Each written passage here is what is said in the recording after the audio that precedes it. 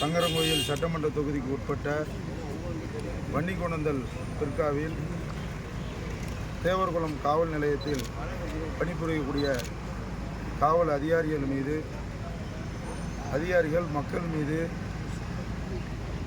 மரியாதை குறைவாகவும் அவதூறை பரப்பி வழக்குகளை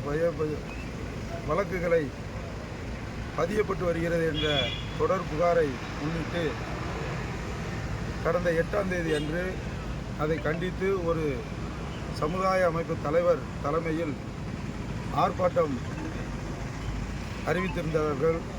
அதனை மாவட்ட நிர்வாகமும் காவல்துறை உயர் அதிகாரிகளும் அந்த அமைப்பு தலைவரிடம் பேசி தேர்தல் ஆணையம் கோட் ஆஃப் கான்டக்ட் இருப்பதால் தேர்தல் ரிசல்ட் முடிந்தவுடன் அந்த நடவடிக்கை எடுக்கப்படும் என்ற அறிவிப்பும் அவரிடத்தில் தெரிவித்த பின்பும் அவர் அத்துமீறி தொடர்ந்து அந்த ஆர்ப்பாட்டத்தில் கலந்து கொண்ட வருகை தந்தது போது கைது நடவடிக்கை எடுக்கப்பட்டது. அதனை கண்டித்து அந்த இடத்தில் ஆர்ப்பாட்டம் நடைபெற்று காவல்துறையால் அங்கு கட்டுப்படுத்தப்பட நிலை ஏற்பட்டது. இந்நிலையில் வன்னிக்கோணந்தல் பகுதியை சார்ந்த இளைஞர்கள் மீதும் மக்கள்கள் மீதும் 58 பேர் மீது வழக்கு பதியப்பட்டு அந்த வழக்கு புலன் விசாரணையின் அடிப்படையில் அதற்கான நடவடிக்கை எடுக்கப்படும் என்ற சூழ்நிலையில் இருந்து நாங்கள் இது தொடர்பாக பஞ்சாயத்து துணைத் தலைவர் அண்ணன் வள்ளிநாயகம் அவரிடத்தில் ஆஸ்பத்திரியில் சென்று அனுமதிக்கப்பட்டிருந்த அவரிடம் ஆறுதல் கூறி அவர் மீது போடப்பட்டிருக்க வழக்குகளை மறுபரிசீலனை செய்யப்பட வேண்டும் என்ற கோரிக்கையோடு மாவட்ட கண்காணிப்பாளர் மற்றும் டிஐஜியிடமும் மனுக்கள் அளித்து வந்தோம்.